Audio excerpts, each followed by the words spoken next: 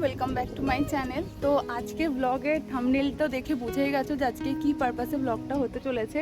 তো এখন বাজছে 9টা। তো এখন আমি পুরো রেডি হয়ে চলে যাচ্ছি মন্দিরে, কারণ আজকে আমার 5 মান্থসের বেবি শাওয়ার রয়েছে। তো 5 মান্থসে আমাদের রিচুয়াল সেরকম কিছু নেই, শুধু ঠাকুরের কাছে গিয়ে ফল মিষ্টি দিয়ে পুজো দেওয়া, সেই প্রসাদটাই আমাকে দিয়ে দেওয়া হবে।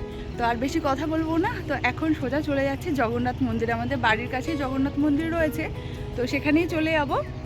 আর আজকে সেখানেই রিচুয়ালসটা হবে। আর আমি আজকে না একটা কেরালা কটন পরেছি, একদম সিম্পল সেজেছি, কারণ আমি এখন একদম শাড়ি পরতে পারি না আর ভীষণ কষ্টই হয়। তো চলো, আর বাকি টুকটাক যতটুকু রিচুয়ালস হয় সবটা মন্দিরে গিয়ে তোমাদের সবার সঙ্গে শেয়ার করছি। আর আজকে পুরো ব্লগটা দেখো, আশা করবো তোমাদের ভালো লাগবে। তো ব্লগটা কন্টিনিউ করার আগে ভাবলাম যে আজকে কি পরে সাজুগুজু করছি তোমাদের সঙ্গে শেয়ার করি। তো আজকে আমি পরছি একটা কেরালা কটন শাড়ি, যেটা আমি এই পারপাসেই কিনেছি যে আমার 5th মান্থে আমি এটা পরবো। তার সাথে বিয়ের কিছু টুকটাক লাইট গয়না, আর এই গলার হারটা আমি পেয়েছিলাম বিয়েতে গিফট। তো যেহেতু যাচ্ছি মন্দিরে, তাই একদম হালকা সেজেগুজে যাব। আমি তো রেডি হয়ে গেছি। তো রেডি হয়ে দেখলাম যে মাও এখানে রেডি হয়ে গেছে, স্নান করে পুজোও দেওয়া হয়ে গেছে গোবিন্দকে। আর মা টুকটাক কিছু জিনিসপত্র আছে যেগুলো মন্দিরে নিয়ে যাব, সেগুলি গুছিয়ে নিচ্ছে। আর দেখো, আজকে আমার এই ফুল লুকটা তোমাদের সবার সঙ্গে শেয়ার করলাম। তো অবশ্যই কমেন্টে জানিও কেমন লাগছে। আর আমি প্রথমবার কেরালা কটন শাড়িটা পরেছি। আর একদম ঘরের কাছে মন্দিরটা, তাও অটো করেই চলে আসলাম, হেঁটে আসিনি। এখন এই মন্দিরে ঢুকছি আমরা। এখন বাজছে সকাল ওই 9:30 মতো। আমরা তো সকাল সকাল চলে এসেছি মন্দিরে, কারণ ঠাকুরমশাই বলেছিলেন একটু সকাল সকাল মন্দিরে চলে আসতে। তো এখন মন্দিরে আগে পুজো করা হবে, তারপরে রিচুয়ালসটা করা হবে। মানে 5 মাসের সাধে তো তেমন কোনো নিয়ম থাকে না, মানে আমাদের সত্যি বলতে তেমন কোনো নিয়ম নেই। নিয়ম বলতে সেই অর্থে পঞ্চামৃতই খাওয়ানো হয়, আর 5টা ফল 5টা মিষ্টি এগুলো দেওয়া হয়। তো আমার ইচ্ছা ছিল, যেহেতু বাড়ির কাছে একদম জগন্নাথ মন্দির রয়েছে, আর আমরা তো কৃষ্ণ মন্ত্রে দীক্ষিত, আর যেহেতু শ্রীকৃষ্ণের পুজো করি, সামনে রয়েছে জগন্নাথ মন্দির, তো আমার এই 5 মাসের সাধে এই ছোট্ট অনুষ্ঠানটুকু যেন জগন্নাথ মন্দিরে হয়।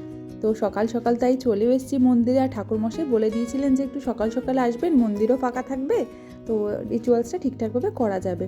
তো সকাল সকাল মন্দিরে এসে জগন্নাথ দেবকে দর্শন করে আমার তো খুবই ভালো লাগছে।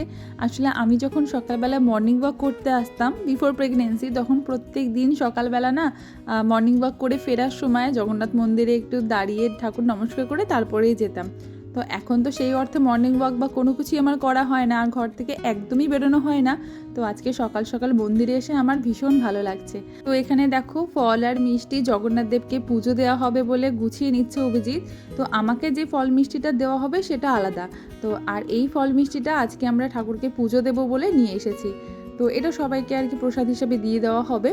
তো সবার প্রথমে তাই ঠাকুরমশাই বললেন যে পুজোতে যে প্রসাদটা দেওয়া হবে, মানে আমরা যে ঠাকুরকে ফল মিষ্টিটা দিতে চাইছি, সেটা যেন আমরা গুছিয়ে দিই। তো এখানে ফল আর লাড্ডু নিয়ে এসেছিলাম, তো এগুলো গুছিয়ে দিলাম। আর এখন জগন্নাথ দেবের পুজো হবে, সবার প্রথমে আরতি হবে, সমস্ত কিছু এখন আমরা বসে দেখব। আর আমাকেও যে ফল মিষ্টিটা দেওয়া হবে সেটা অভিজিৎ এখন দিয়ে দিচ্ছে ঠাকুরমশাইকে। উনি এটা পুজো করে প্রসাদি করে তারপরে আমাকে দেবেন। তো এখন জগন্নাথ দেবের পুজো হবে, বাকি যতটুকু জোগাড়ে বাকি ছিল সেই সমস্ত জোগাড় যন্ত্র ঠাকুরমশাই করে নিলেন। আর এখন আমরা পুজোটা দেখব। আর বাড়ির থেকে না মা এরকম আমাদের বাড়ির যে শঙ্খটা আছে, সেই শঙ্খ ধানদুব্য সবই নিয়ে এসছে আমার জন্য। তো সেটা তো পরে হবে, আগে এখন চলো জগন্নাথ দেবের পুজো আরতিটা দেখে নিই।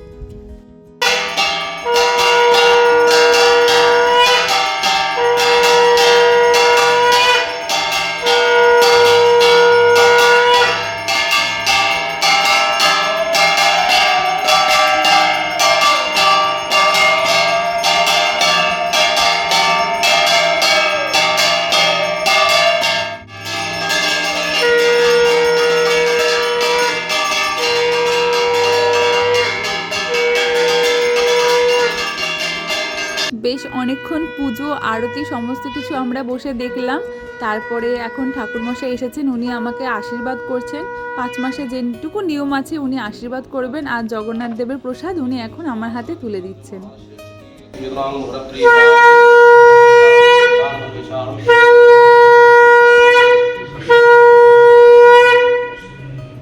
তো ঠাকুরমশাই আশীর্বাদ করার পর এখন মা বসেছে আমাকে আশীর্বাদ করতে। আর মায়ের আশীর্বাদ ছাড়া তো সুস্থভাবে মা হওয়া আমার পক্ষে সম্ভব না। বাবা মায়ের আশীর্বাদ নিয়ে আমার যেন এই সুস্থভাবে প্রেগনেন্সি জার্নিটা সম্পূর্ণ হয়, সেটাই ভগবানের কাছে প্রার্থনা করি।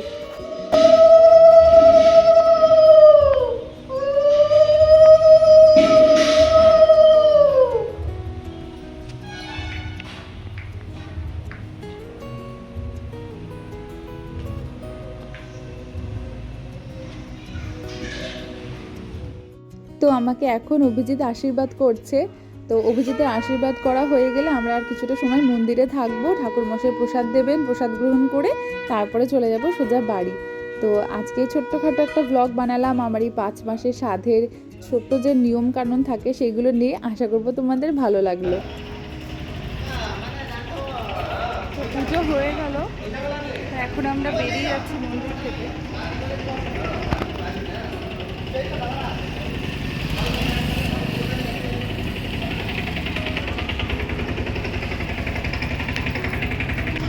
তো চলে এসেছি এখন বাড়িতে। আর মন্দিরটা একদমই কাছে, মানে বাইকে করে গেলেও কোনো অসুবিধা হতো না, কিন্তু যেহেতু আমার এখন বাইকে করে যাওয়ার অ্যালাউই নেই, তো এতটাই কাছে আবার কোনো ক্যাব বুক হচ্ছে না। তো চলে এসেছি এখন, পুরো ঘেমে স্নান করে গেছি।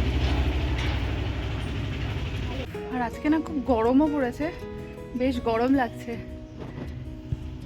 তাও আজকে এই শাড়িটা পরে গেছি বলে একটু রিল্যাক্স আছি, নয়তো আরও গরম লাগতো। ওই জন্য আমি ঠিক করেছিলাম যে আমার 5 মান্থসের যে এই ছোটোখাটো একটা অনুষ্ঠান হবে সেটাতে আমি একটা কেরালা কটনই পরবো। কারণ এই এখন হচ্ছে কোন মাস বলে, এখন চলছে এপ্রিল মাস, আর আজকে এপ্রিল মাসের তারিখ হচ্ছে 18ই এপ্রিল। তো 18ই এপ্রিল এখানে বেশ ভালোই গরম, যদিও আমাদের বারাসাতের থেকে গরম কম। তো ভাবলাম যে আজকে কেরালা কটনটাই পরে যাই। তো আজকে এই ছোটোখাটো পুজো অকেশনের মধ্যে দিয়ে আমার এই ছোট্ট করে বেবি শাওয়ারটা হলো, কারণ এখানে তো কেউ নেই, আমার মা এসছে বলে এখানে মা আর অভিজিৎ দুজনে মিলে আর কি সব ব্যবস্থা করেছে। আর 5 মান্থসে যেহেতু সেরকম কোনো রিচুয়ালস থাকেও না, তার জন্যই কাউকে আর বলেও নিয়ে আসতে। তো যাই হোক, আজকে ছোটো ব্লগটা দেখতে তোমাদের যদি ভালো লাগে প্লিজ আমাকে জানিও কমেন্ট করে। আর চেয়েছিলাম যে আজকের দিনটা আমার কাছে খুব স্পেশাল, তো ছোট্ট করে একটা মেমোরি আমি ক্রিয়েট করে রাখি। জানি না কতটা কি করতে পেরেছি। আর যদি তোমাদের ভালো লাগে please like comment share and subscribe করে দিও আমার চ্যানেলটাকে। পরে আশা করছি অনেক ভালো ভালো ভিডিও নিয়ে আসবো। তো চলো, দেখা হচ্ছে আবার পরের ব্লগে।